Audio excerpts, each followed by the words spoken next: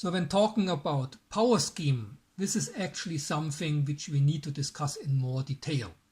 And before I do that, I want to mention that I have a web page on this topic, or started a web page on this topic, where you can read this up in even more detail. But let's go back to this transparency here. So that's the power scheme as you find it in the PixHawk 1, PixHawk 2, PixRaiser, and so on, in a nutshell. So it's very schematic, of course. And what you have is a power brick, of course, which usually has a voltage level of 5.3 volts. You put it onto your PixHawk, and the PixHawk then is powering your CL1 and the peripherals.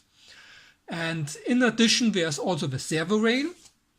So that's this 5-pin set of headers, which is not powered from a power brick, but here you have to connect an external BC to power the servo rail. So in this power scheme, in principle, of course, perfectly fine. However, there are current limits involved. That is, the power here is current limited, and also the power to the peripherals is current limited. And these peripherals here include the CANbus peripherals. And this is particularly sad because some of these CANbus nodes can really need quite some substantial power. And you can see, because of this hard-coded current limit here, there can be some issue in here. Another point is that the PixHawk has a voltage sensor line to measure the voltage on the power brick, which is a very good thing.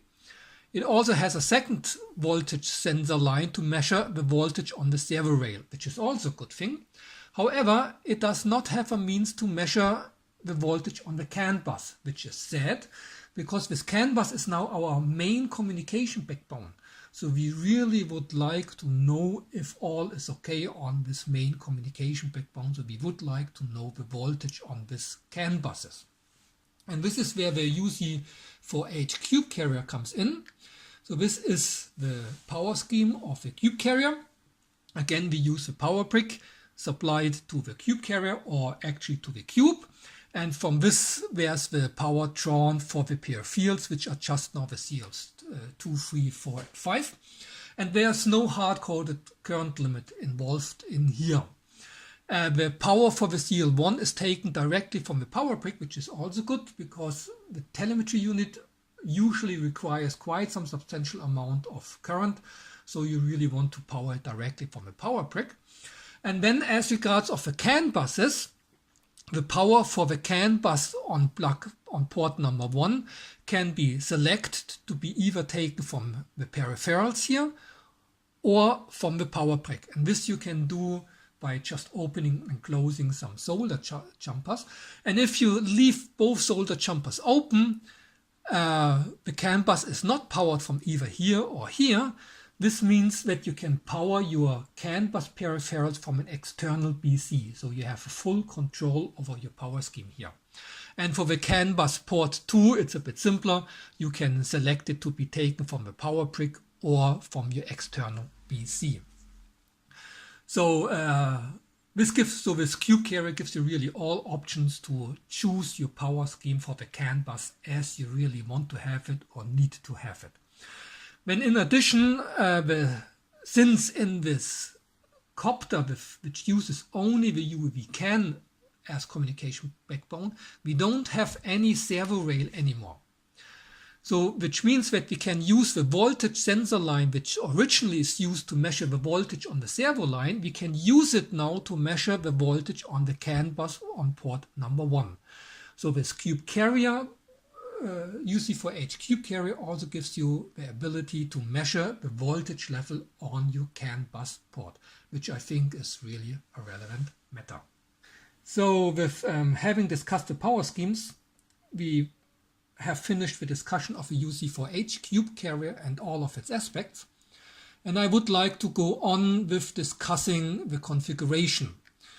And if you open Mission Planner, which we will do in a second, you will find that there are quite some parameters related to the CANbus in there. And at first you might think that this looks way too complicated as it has to be. But when you think about the CANbus, you will realize that there are actually quite many different scenarios and cases in which a CANbus wants to be used. And this I want to show you on this transparency here. So the simplest use case is, of course, that you put all your CAN nodes onto one CANbus. So either CAN1 or the CAN2 bus. So that's obvious, that's simple, and that's clear. Another use case is that you put some of the nodes onto the bus on CANbus 1 and the other nodes onto CAN2. And there can be quite a number of reasons for why you want to do that. So I think that this is actually, or probably, a very useful configuration scheme. And one reason, for example, could be that these nodes are low power but flight critical. So you want to have a dedicated power scheme for just these nodes, while these nodes, for example, are non-critical but use high power. So you want to use a different power scheme for these nodes. And a very simple and natural way to do that obviously is to put these nodes then here onto one bus and the other nodes on the other bus. Another use case I can see is, for example, in a plane. In planes, the wires tend to be pretty long, so that you should pay attention to the termination of this CANbus, as well as to the fact that, according to the standard, it should be daisy-chained. Now, if you just would use one CANbus and would have to connect all your nodes to that, then your wiring would have to go a really weird and very long way, complicated way to get this done. However, if you use two CANbuses, you immediately can see the situation becomes much simpler, because you can have a daisy chain along this direction and another daisy chain along this direction, and so this really can simplify the matter a lot. So I think for planes, this dual CANbus option is really should be really highly useful, and one can see many other use cases. Then there's also a proposed situation where this dual CANbuses is used for redundancy. However, I think that that's not really, for the large majority of us, that's not really relevant. It makes things very complicated and so on and so forth.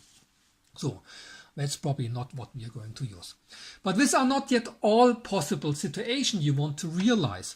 You might, for example, have a situation where you want to use two different or three or more different protocols on one and the same in your system, on one and the same CANbus. And then you have to distinguish two situations, namely that the two different protocols are compatible, meaning that they can coexist on one and the same CANbus, or that they're incompatible, so that you cannot put them onto one and the same CANbus. And one example where you have different compatible protocols would be, for example, that you use UAVCAN and the DGI protocol. So these two are compatible. You can put these messages on one and the same CANbus. So this could be some UAVCAN node, this could be a DGI node, and so on and so forth. If the messages or the protocols are incompatible, and I think this is the case for KDE CAN, that KDE CAN is not compatible with UAVCAN, and also the upcoming UAVCAN v1 would not be compatible with UAVCAN v0. That's at least my understanding. I might be wrong, so please correct me if I'm wrong, but that's what I think. Anyhow, if the messages are incompatible, you nevertheless might want to use them, and this you can do then obviously by using the two CANbuses, that the one set of protocol is run on the one CANbus and the other one of the other CANbuses. So there are a lot of many different configuration and usage scenarios, and that's the reason why this this parameter section is quite complicated. For our case, however, it's very simple. We just use CANbus number 1, so all nodes will go onto this one CANbus, and for that we ignore P2 driver. We leave it as a default. We set CAN P1 driver to 1, which means that we use here this CAN D1 protocol, which we set here the value we set to 1, which means that we use the UAVCAN protocol. And the CAN D2 protocol we also leave at its default values. Yeah, with that we actually can do this configuration. So I take my cube, I put it onto here, so like this. I also connect the buzzer so that we can hear something. when I also will connect the CANbus plug like this. So, and this CANbus plug is going to this ALL-CAN adapter we discussed before. So I put it on the table here because so you're not seeing it, you can hear it. So we open Mission Planner, and I will connect now the cube. And so it's connected and it will start up. You will hear it in a second. And as regards of the parameters, what I have done to set it up, is that I first flashed ArduPlane to wipe out all parameters. Then I flashed BetaCopter and did the basic stuff like AC calibration, magnetometer calibration, radius calibration. I also switched off the safety lead because I don't use it, and this simple type of things. But otherwise, my parameters are in the default state at this moment. So if we connect now to our cube, okay, this takes a while. I can use this to start up the UAVCAN GUI tool. So you need to select the COM port. You need to select the baud rate, which needs to be 1 million. So this comes up here. We also are going to use the bus monitor. It's this here.